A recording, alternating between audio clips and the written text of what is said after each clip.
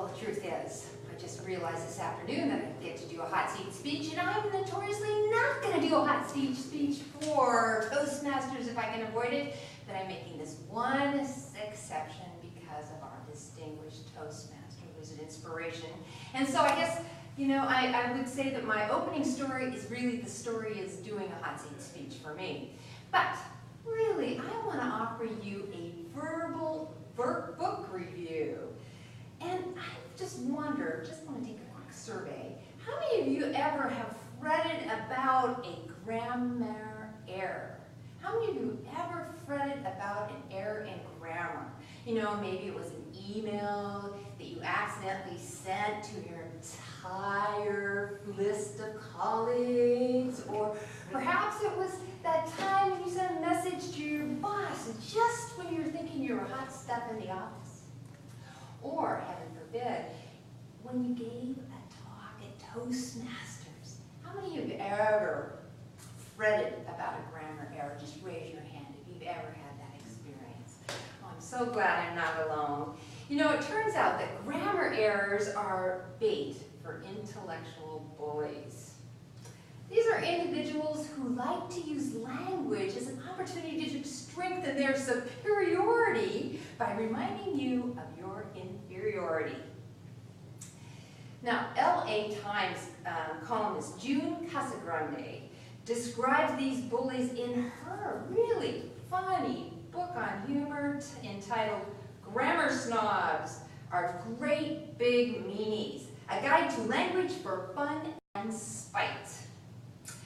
You know, I discovered this book when I moved to what I tend to consider the intellectual homeland of grammar snobs, Boston, Massachusetts.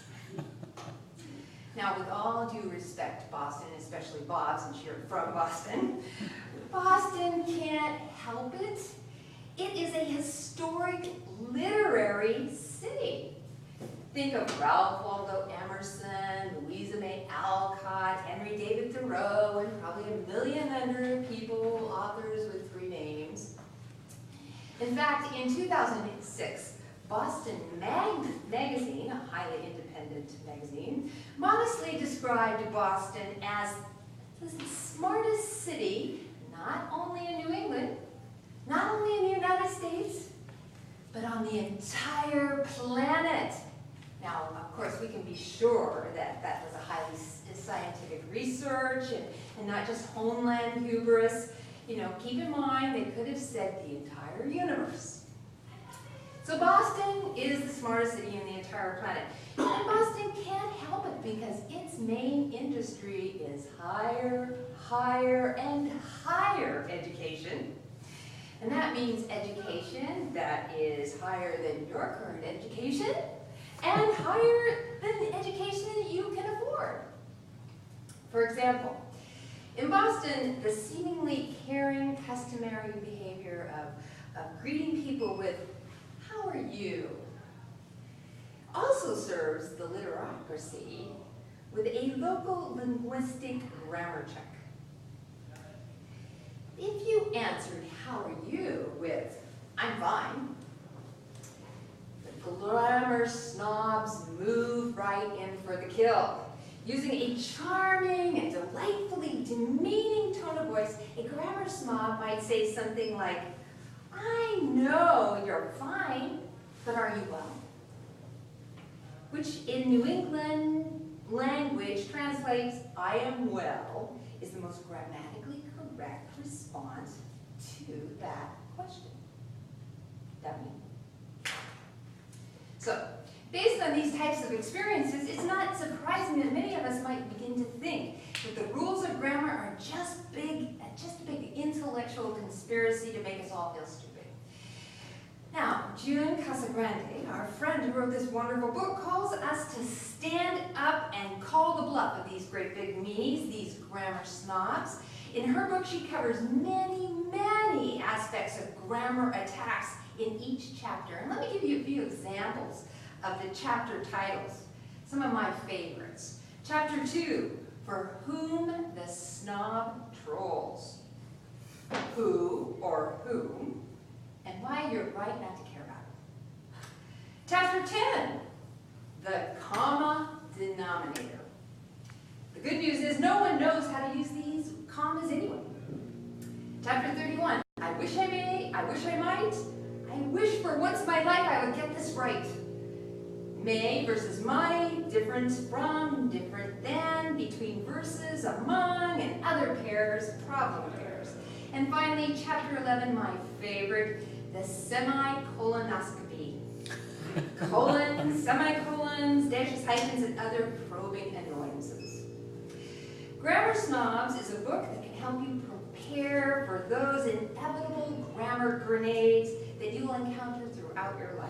It teaches you new language powers that you must be used for good, never to humiliate the weak, but for fight back against those who do.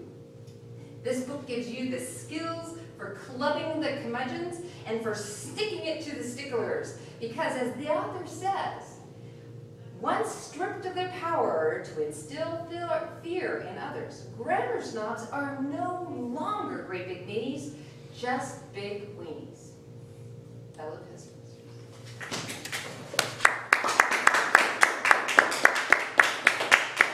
Thank you very much, Linda. Bob, may we please have a minute to evaluate Linda?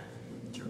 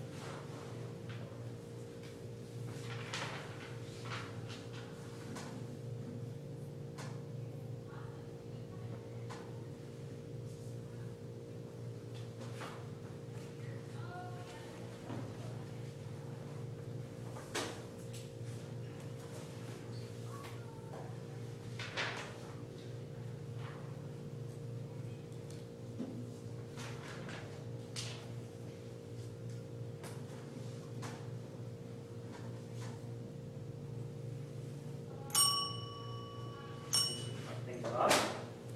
And I forgot to mention earlier, the theme of this meeting, in lieu of this club's 60th anniversary party, which is taking place in lieu of a regular meeting next Monday night, the theme is celebration. And what better way to honor that theme than the most festive part of the meeting, table topics led by some guy named Chris.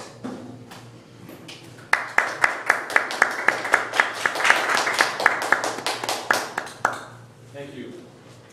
Bob?